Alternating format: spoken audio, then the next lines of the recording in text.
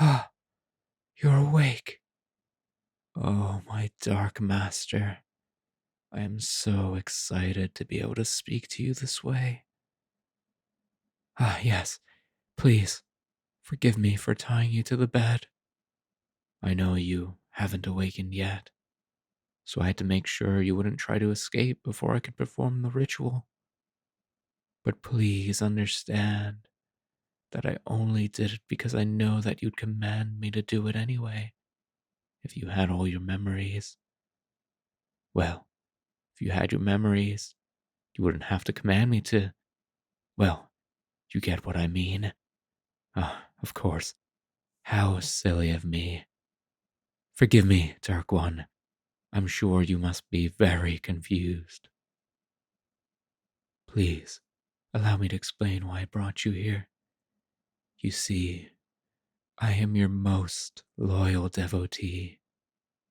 Well, at the moment it appears I'm your only devotee.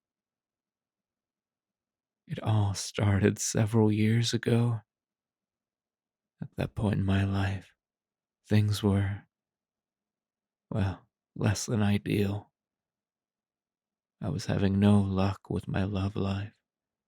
I couldn't hold a job for very long, and my relationship with my family was strained, to say the least. One night I ate some food that was more than a little old. You see, I was short on funds, so I didn't want to waste anything. That night I had a vision. I mean, most simple minded mortals would say it was a food poisoning induced fever dream, but I know better. In that vision, I learned of the Forgotten Ones, ancient gods who lay dormant, but would one day awake and remake the world to their liking. Of all the Forgotten Ones, one in particular stood out to me. Koresh, ruler of the night. The very next day, I laid aside all of my petty worldly sorrows and established a cult in honor of the Master of Darkness. Oh, it was so liberating. From that day forward, I didn't have to worry about a thing except spreading devotion to Koresh. Although it hasn't been going very well, I am honored that I was blessed with such knowledge.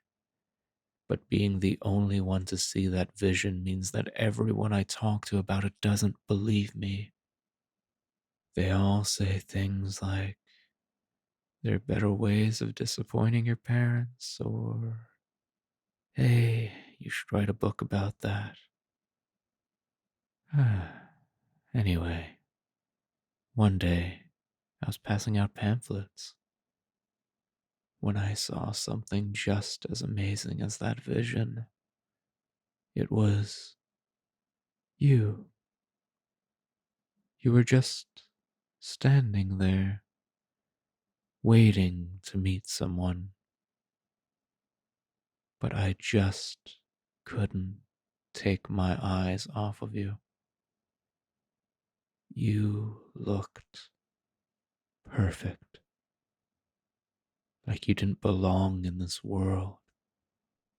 I could feel my stomach twisting into knots, just like it did the night of the vision. In fact, the sensation was even more intense than it was back then. That's how I knew. To any other mortal in this world, you would appear as a mere human, an amazing, wonderful, perfect human, but just human. But I know the truth. You are Koresh incarnate, simply taking on the form of a person. Shh, shh, shh, shh. I know. I know you don't think you're Koresh. I I couldn't work up the nerve to speak to you at first, so I started following you around, observing you. It was clear that you believed yourself to be the mortal that you appear to be. It took me a long time to understand what was happening, but after some research and some more visions I got after drinking some rancid milk, I understood your intentions.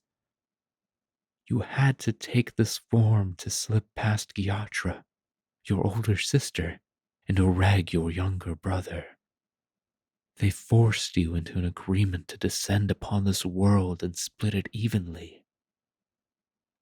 But cunning as you are, you devised this ingenious plan to arrive early and claim all the spoils for yourself. I am honored beyond words that you subconsciously reached out to me through your dreams, preparing me with the knowledge to free you so that you can begin your conquest.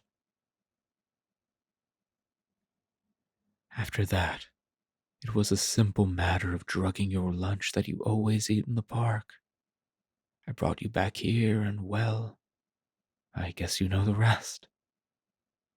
And now allow me to untie you so you can participate in the awakening ritual. Of course, I'm keeping your hands tied behind your back, and you're still leashed to the bedpost by your ankle. I promise I will release you completely once you've awakened. The ritual is quite simple, although it took me 3 loaves of moldy bread to see the proceedings clearly enough to mimic. I made this incense from the leaves of the blackwort plant, which was formed from drops of your blood. After your mighty battle with your father, he of no name. But before I burn it, we need to add something. Blood. This plant sprang from the blood of your ethereal form, but we will also need the blood of your mortal form and that of your followers. Well, follower, singular. Oh, no, no, no, no, no. It's nothing drastic, just a single drop from you and a single drop from me. Please, cunning one, try to hold still. The ceremonial knife is, well, I bought it because it looks really cool, but it's old and parts of it are rusty. If you don't hold very still, I might get you with the rusty part and not the clean part.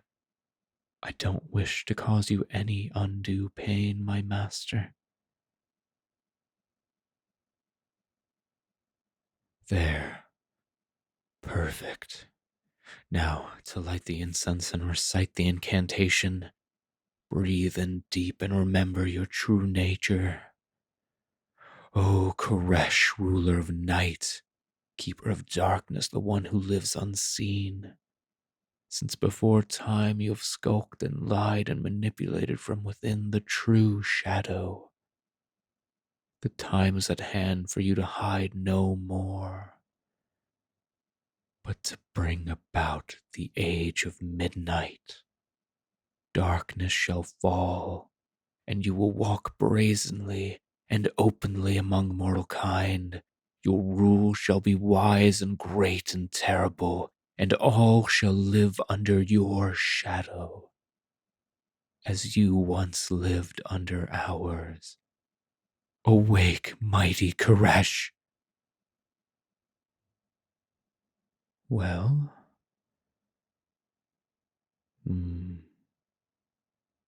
nothing really feels different. Shouldn't your mortal form melt away, revealing your glorious visage? What about all your dark minions wriggling out of the shadows? Something. Anything.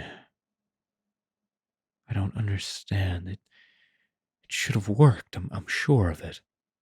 Was the blackwort not closely related enough to your ethereal body? No, that cannot be. It sprang from your very blood. There couldn't possibly be a closer connection. Was was this my fault? Am I not devoted enough? But I live for you, breathe for you. How could I not be enough? Huh?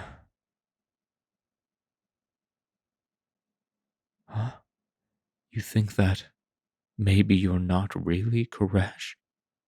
No, no, that can't be it.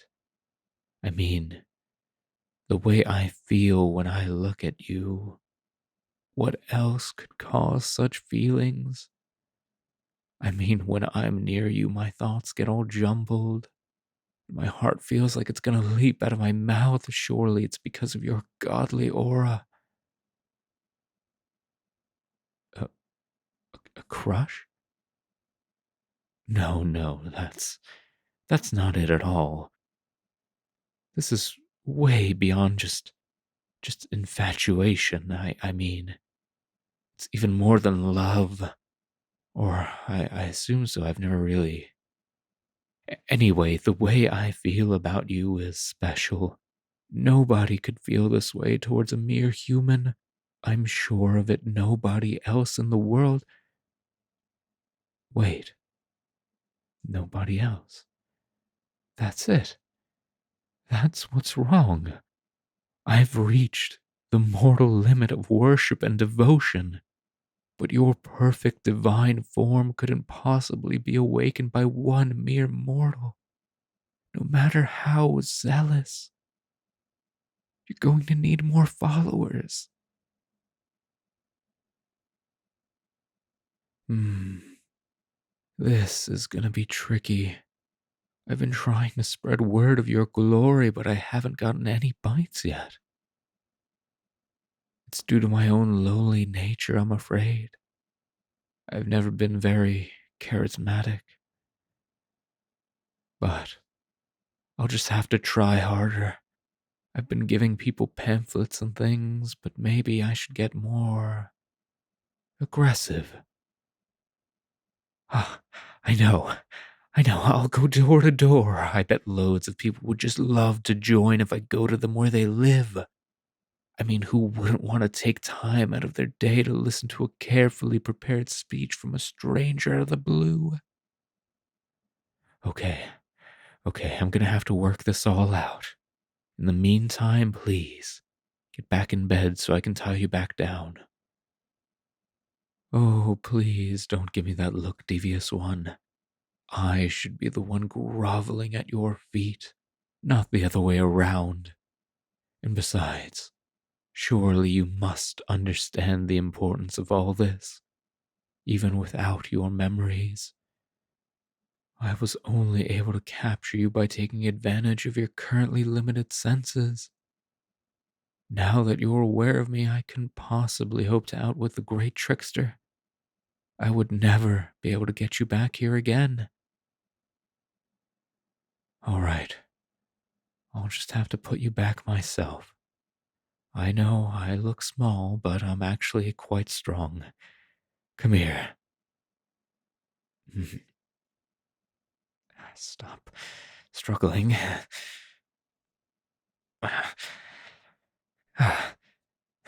Much better. Since you'll be staying here a while, I'll be sure to get some more comfortable pillows and sheets. Don't you worry, Master. You will be free of your fleshy prison soon. Oh, and before I go, I just want to say, just remember that no matter how many other followers you get, I will always be your most loyal of servants. I will always be here to serve you, O glorious Dark One.